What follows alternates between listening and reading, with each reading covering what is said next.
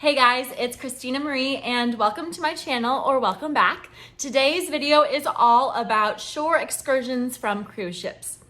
So I'm going to talk about tips on how to choose the best shore excursions, tips on how to avoid the worst shore excursions from your cruise ship, and go through some of the really bad mistakes that you can make when booking an excursion from the cruise ship.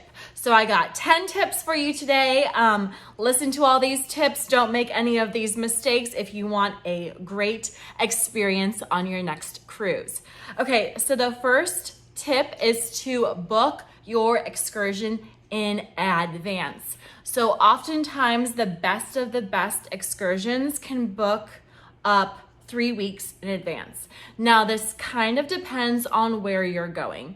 In my experience, like the Caribbean cruises, you can kind of wait until you're on board the ship to book your shore excursion. But if you're going on a cruise that is somewhere abroad, people tend to book up those excursions way in advance. For example, my mom's going on a cruise that leaves from Argentina in 3 weeks. And already all of the good excursions are booked. So you might need to plan 3 to 4 weeks in advance if you want to book the best shore excursions from the cruise ship. Okay, the second thing to do is research the shore excursions. So if you go to Cruise Critic or the cruise lines website, read through the reviews and avoid excursions with, I would say, 3.5 stars out of 5 or lower. So really read through the reviews.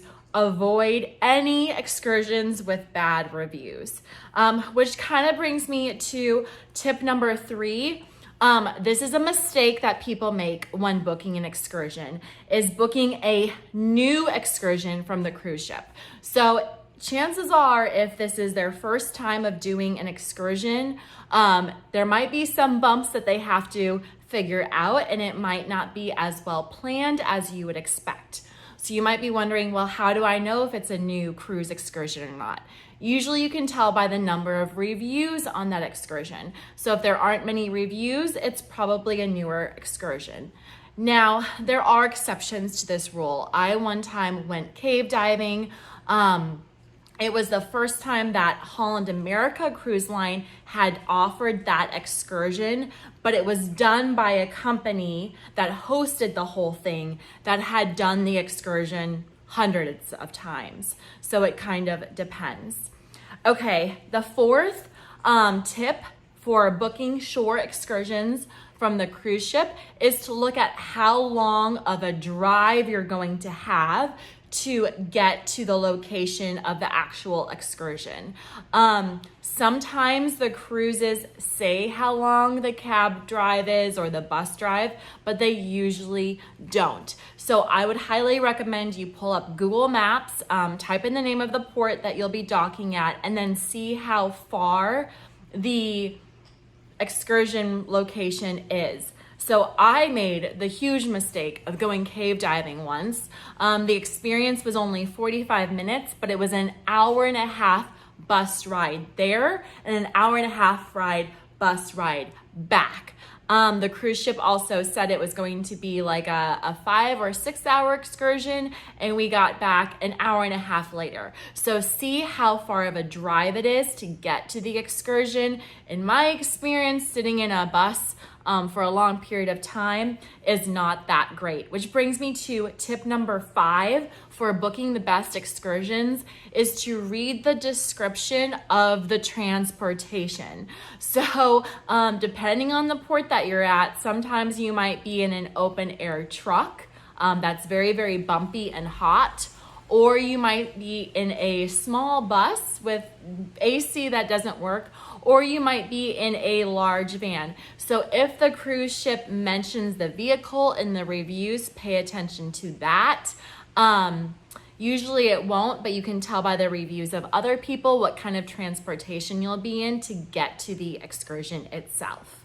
Okay, this next tip number 6 for booking the best excursions, or this one's actually a mistake that cruise goers might make, is booking a shore excursion from the ship that's too physically demanding.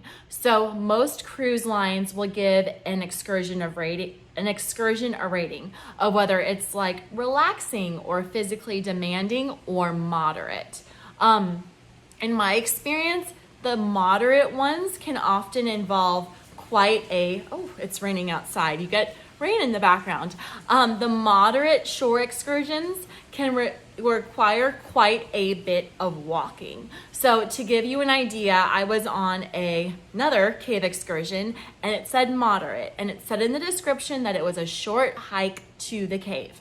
To do that short hike, it was probably a 25-minute walk, and you had to carry your blow-up floaty.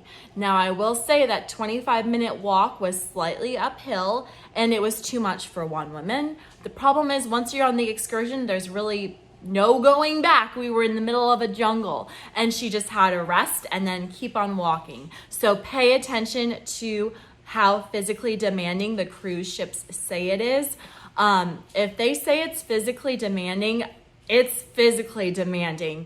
Another example is I went cave diving once where we were literally walking and swimming through the caves, and it was a good workout, and I work out a lot, and same thing, there's no turning back. So pay attention to how physically demanding the cruise ship says something is.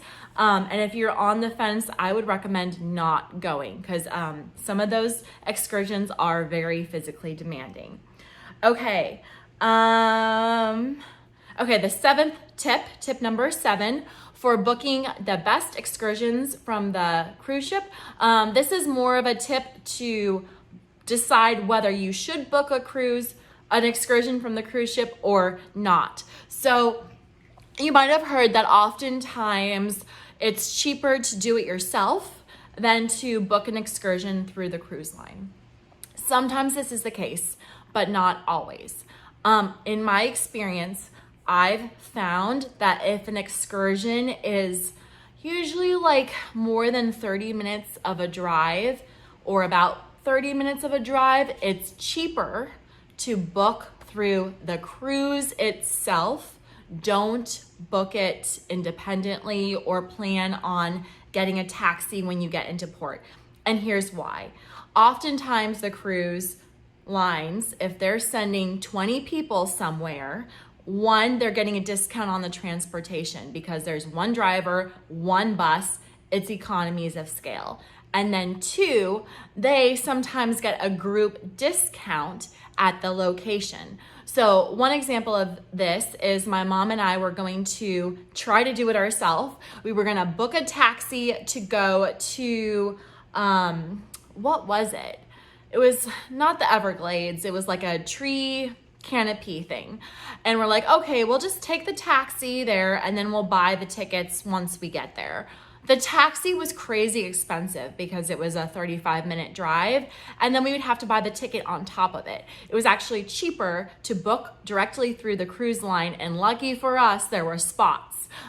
So this is a mistake that people make. They think it might be cheaper to do it yourself, but sometimes it is cheaper to book directly through the cruise if you're going somewhere that is more than 30 minutes away.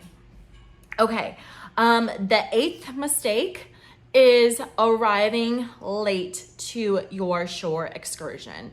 And actually, I would say the mistake is not arriving early. So I would recommend that you show up to your shore excursion 5-10 minutes early, honestly, because they will leave. They don't always wait. So this happened to me. This was the cave diving one, and we had to take a ferry to get across the water first.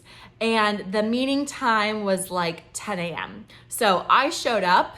I'm always on time. I showed up right at 10 a.m. They had already left, had already started walking to the ferry, and then sure enough, the ferry left at like 10:05 or something like that. So I basically had to walk directly to the ferry, hop on the ferry, and then had to leave right away. So show up 10 minutes early to your excursion. Do not be late. They may not wait for you. They will leave your butt behind. Okay, tip number 9 for booking the best excursions is to look at TripAdvisor. So if you are going to a port where you don't need to take a taxi to go somewhere, then the TripAdvisor excursions can be amazing and cheaper than what you would get through the cruise line. So I've found that TripAdvisor is great for booking like snorkeling things, catamarans, anything where it's like the local person meets you right at the port. TripAdvisor is usually a little bit cheaper than the cruise line, and in my experience, they sometimes offer way more things in the excursion itself. Okay, and then tip number 10 is another mistake that some cruise goers make, and that is booking a beach day through the cruise ship. So oftentimes, basically at every port where there's a beach, the cruise ship will offer a beach day package where they will take you to the beach and you spend 3 hours at the beach and then they'll take you back home. Maybe they give you a drink or two at the beach. My experience, that is way, way cheaper to do independently and better to do independently as well. And here's why. Usually the beach days are like $60 per person, which is pretty expensive, and that's a starting point. If you are just going to a beach in a taxi, they usually have set rates. The taxi drivers go to the beach all the time. It's usually pretty inexpensive, like $10, $8 per person each way. Sometimes it's 15 round trip. So it's usually pretty cheap to get to the beach. And then you can easily buy yourself a drink and food there for less than the cost of the ship's beach day excursion. Plus you have flexibility, so you don't have to worry about being somewhere at a specific time, leaving somewhere at a specific time. If you want to spend 2 hours at the beach, you can. If you want to spend 4, you can. You're not on the excursions timeline. So if you want to go to the beach, just do that yourself. Okay, so here's a summary of the 10 tips for booking the best shore excursions, as well as mistakes to avoid when booking shore excursions. And before doing the summary, if you thought this video was helpful, please subscribe below. It makes my day. Give me a thumbs up and leave a comment. Okay, here's the 10 tips and mistakes when it comes to booking a shore excursion. 1 is not booking the shore excursion in advance. 2 is not doing your research and reading the reviews about the shore excursions. 3 is a mistake of booking a new excursion. Sometimes those can be not the best. 4 is a shore excursion booking mistake. That's booking a shore excursion that is really far away. 5 is a mistake, and that is booking a shore excursion with bad transportation. 6 is choosing a shore excursion that is too physically demanding. Don't do that. Don't be a superhero. You will regret it, I promise.